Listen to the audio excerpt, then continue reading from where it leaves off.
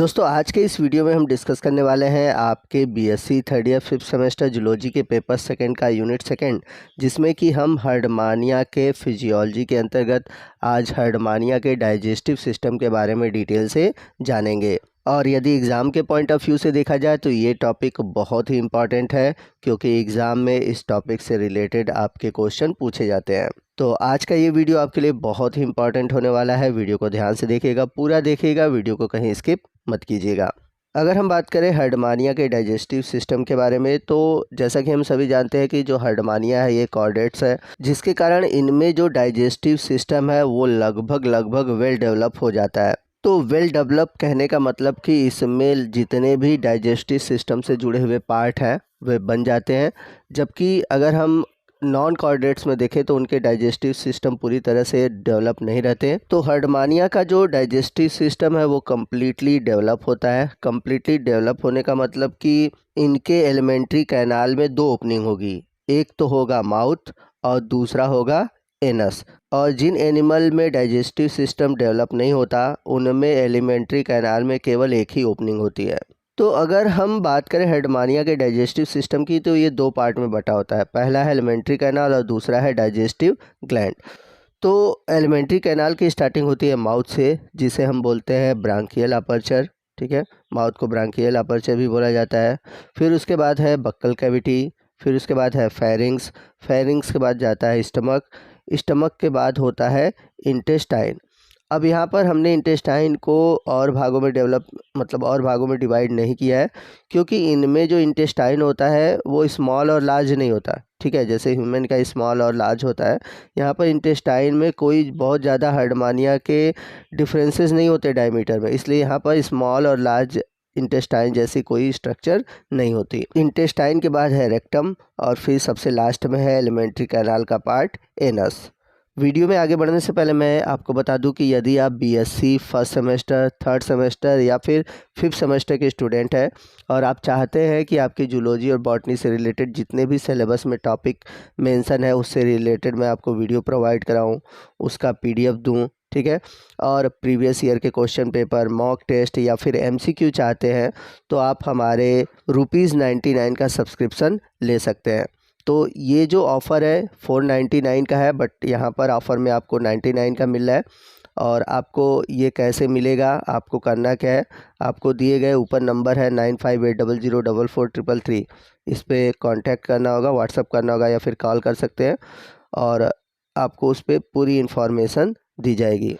तो आप जल्द से जल्द ₹99 का सब्सक्रिप्शन ले लें ताकि आपको कम्प्लीटली सिलेबस से रिलेटेड वीडियो, पीडीएफ और जो भी चीज़ें हैं, जो डाउट क्लासेस हैं, सभी मिल सके। तो हर्डमानिया में एलिमेंट्री कैनाल के बाद है डाइजेस्टिव ग्लैंड। डाइजेस्टिव ग्लैंड में आता है लीवर, और लीवर से डाइजेस्टिव एंजाइम सिक्रीट होते हैं, जैसे कार्बोहाइड्रेट को डाइजेस्ट करने के लिए एमाइलेज, प्रोटीन को डाइजेस्ट करने के लिए प्रोटीएज, और वहीं लिपिड को डाइजेस्ट करने के लिए लाइपेज एंजाइम सिक्रीट होते हैं। तो ये तीनों जो एंजाइम है, एमाइलेज, प्रोटीएज और लाइपेज, ये तीनों सिक्रीट होते हैं लीवर के द्वारा, जो कि भोजन में आए हुए कार्बोहाइड्रेट, प्रोटीन और लिपिड को डाइजेस्ट करते हैं। इसके अलावा इसमें एक और डाइजेस्टिव ग्लैंड पाई जाती है जिसे हम बोलते हैं पाइलोरिक ग्लैंड।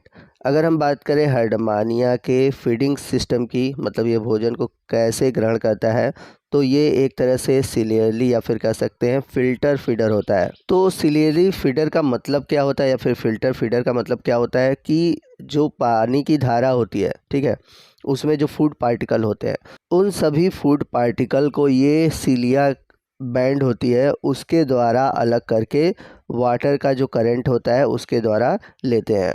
तो आइए हम हर्डमानिया का जो डाइजेस्टिव सिस्टम है उसके बारे में डिटेल से एक एक करके समझते हैं। तो जैसा कि मैंने बताया था कि जो ब्रांकियल साइफन है वो एक तरह से माउथ की तरह काम करता है। तो यहाँ पर आप देख सकते हैं ब्रांकियल साइफन। तो ये जो ब्रांकियल साइफन है, साइफन का मतलब क्या होता है, नाली होता है, ठीक है। तो ये खुलता किस में है, ब्रांकियल अपर्चर में। अब यहाँ पर देखेंगे तो आपको यहाँ पर 4 जो है लिप दिखाई देंगे। इसके बाद आगे की ओर आप देखेंगे तो आपको स्पिंक्चर दिखाई देगा। तो ये स्पिंक्चर करते क्या है कि जो बक्कल कैविटी है उसको रेगुलेट करने का काम करते हैं। इसके बाद नीचे देखेंगे तो आपको ब्रैंकियल टेंटिकल्स दिखाई देगा, जो कि एक कीमो रिसेप्टर है। तो ये क्या करता है, भोजन में आए हुए केमिकल को पहचानने का कार्य करता है। इसके बाद जो है वो है फेरिंग्स। तो फेरिंग्स जो है सबसे बड़ा वाला पार्ट होता है, यहाँ पर देख सकते हैं फेरिंग्स है, और इसके बारे में आगे हम डिटेल से जानेंगे। अब ये जो फेरिंग्स है आगे चलकर ओपन होता है ईसोफेगस में। ईसोफेगस के बाद ये ओपन कहाँ होता है, कहाँ होता है ओपन, ये होता है ओपन स्टमक में। स्टमक के बाद आप देखेंगे तो आएगा इंटेस्टाइन। इंटेस्टाइन के बाद आप देखेंगे तो आएगा रेक्टम, और रेक्टम जाकर लास्ट में ओपन हो जाता है एनस में। तो इसमें जहाँ पर स्टमक पाया जाता है वहीं पर लीवर के 2 लोब पाए जाते हैं, यानी कि इसके लीवर में 2 लोब होते हैं, एक राइट लोब होता है और एक लेफ्ट लोब होता है। तो इतना वाला पार्ट जो आप देख रहे हैं बाहर की ओर है, ये बाहर नहीं होता, ये अंदर की ओर होता है। और जो एनस है ये ओपन होता है एट्रियल अपर्चर में। तो आइए हर्डमानिया के जितने भी पार्ट हैं उनके बारे में डिटेल से जानते हैं। तो जैसा कि मैंने बताया था कि जो हर्डमानिया का डाइजेस्टिव सिस्टम होता है, ठीक है, वो पूरी तरह से कंप्लीट होता है, लॉन्ग होता है और कॉइल्ड स्ट्रक्चर होता है। जैसा कि देखें कि आपने जो पार्ट है वो बाहर की तरफ हमने दिखाया था, लेकिन वो सभी क्या होते हैं, कॉइल्ड होते हैं। तो इनका जो एलिमेंट्री कैनाल है वो स्टार्ट होता है ब्रांकियल अपर्चर से, जिसे हम बोलते हैं माउथ, और अंत होता है एट्रियल से, यानी कि एनस से। तो जो माउथ होता है वो प्रेजेंट होता है ब्रैंकियल साइफन में, और जैसा कि हमने देखा था कि इसके माउथ में 4 लोब्स होते हैं जो कि लिप्स यानी कि होठ की तरह बिहेव करते हैं। माउथ के बाद आगे चलने पर आपको एक ट्यूबुलर कैविटी दिखाई देती है जिसे हम बोलते हैं बक्कल कैविटी। तो जो बक्कल कैविटी होता है ये ट्यूबनुमा स्ट्रक्चर होता है, जिसमें कि कतारबद्ध तरीके से एपिडर्मल सेल पाए जाते हैं, यानी कि जो ये ट्यूबुलर कैविटी है ये एपिडर्मल सेल की बनी होती है। आगे की ओर आप देखेंगे तो ब्रैंकियल स्फिंक्टर था। तो ब्रैंकियल स्फिंक्टर करता क्या है, ये क्या करता है, रेगुलेट करता है। और जैसा कि मैंने बताया था कि जो ब्रैंकियल साइफन है उसमें 64 ब्रैंकियल टेंटिकल्स पाए जाते हैं। इन 64 ब्रैंकियल टेंटिकल्स में जो 8 हैं वो लार्ज होते हैं, 8 मीडियम होता है, 16 स्मॉल होते हैं, और जो 32 होते हैं बचे हुए वो बहुत ही स्मॉल होते हैं। तो ये जो टेंटिकल्स हैं, टेंटिकल्स करते क्या हैं, जैसा कि मैंने बताया था कि ये कीमो सेंसिटिव होते हैं, यानी कि जो वाटर वेव है, वाटर वेव में फूड के साथ अगर कोई केमिकल आता है तो उस केमिकल को सेंस करने का काम करते हैं, उसको छानने का काम करते हैं। तो यहाँ पर आप देख सकते हैं लिखा हुआ है these tentacle works as a sieve. तो सीव का मतलब यहाँ पर क्या है, सीव का मतलब होता है छन्नी। तो जैसा कि मैंने आपको बताया था कि आप फिगर में देख सकते हैं कि यहाँ पर ये ब्रैंकियल टेंटिकल्स हैं, यहीं पर ये 64 पाए जाते हैं। तो ये क्या काम करते हैं, एक तरह से छन्नी का काम करते हैं, भोजन को छानने का काम करते हैं। अब इसके बाद माउथ के बाद ओपन होता है फेरिंग्स। तो फेरिंग्स जो होता है हर्डमानिया में ये 2 पार्ट में डिवाइड होता है, एक होता है प्री ब्रैंकियल रीजन और दूसरा है ब्रैंकियल सैक। तो पहला जो पार्ट है प्री ब्रैंकियल रीजन, इसमें आपको पेरीफेरेंजियल बैंड देखने को मिलते हैं, यानी कि इनमें पेरीफेरेंजियल बैंड पाया जाता है। इसके अलावा यहाँ पर डॉर्सल ट्यूबरकल पाया जाता है जो कि एक सेंसरी ऑर्गन्स की तरह काम करता है, और इंडोस्टाइल भी पाया जाता है। और ये जो इंडोस्टाइल है ये एक तरह से जो मानव का थायराइड ग्लैंड है उसके समान होता है। इस प्रकार ये देखा जाए तो ये मानव के थायराइड ग्रंथि के होमोलॉगस होता है। फेरिंग्स का जो दूसरा रीजन है वो है ब्रैंकियल सैक, और ये लार्ज पार्ट होता है, और ये एक तरह से देखा जाए तो फेरिंग्स का पिछला पार्ट होता है, और इसी पार्ट में स्टिग्मेटा पाए जाते हैं। तो इस बात को आप याद रखिएगा। अब फेरिंग्स के बाद क्या आता है, ईसोफेगस आता है, और ये ईसोफेगस ओपन कहाँ होता है, स्टमक में होता है। अब बात करें अगर हम स्टमक की, तो स्टमक एक तरह से स्टोरेज पार्ट है जहाँ पर डाइजेशन होता है। इसके अलावा जो ये स्टमक है इसमें आपको पाइलोरिक ग्लैंड भी देखने को मिलेगा, यानी कि इसमें पाइलोरिक ग्लैंड पाई जाती है। अब स्टमक के बाद क्या है, इंटेस्टाइन है। तो इंटेस्टाइन इनका जो होता है ये यू शेप्ड होता है, यानी कि यू के आकार का होता है। इसके अलावा अगर देखा जाए तो इंटेस्टाइन के शुरू वाले भाग में पाइलोरिक ग्लैंड भी पाई जाती है। इंटेस्टाइन के बाद है रेक्टम। तो रेक्टम का जो इंटरनल कवरिंग है वो सिलिएटेड एपिथेलियम द्वारा कवर्ड होती है और ये जो रेक्टम है आगे चलकर एनस में खुलता है। इसके अलावा अगर हम बात करें जो एनल अपर्चर होता है वो टेस्ट से बना होता है। इसमें 4 लोब्स होते हैं। जैसा कि आपने माउथ में देखा था 4 लोब्स, ठीक वैसे ही 4 लोब्स इसमें भी पाए जाते हैं।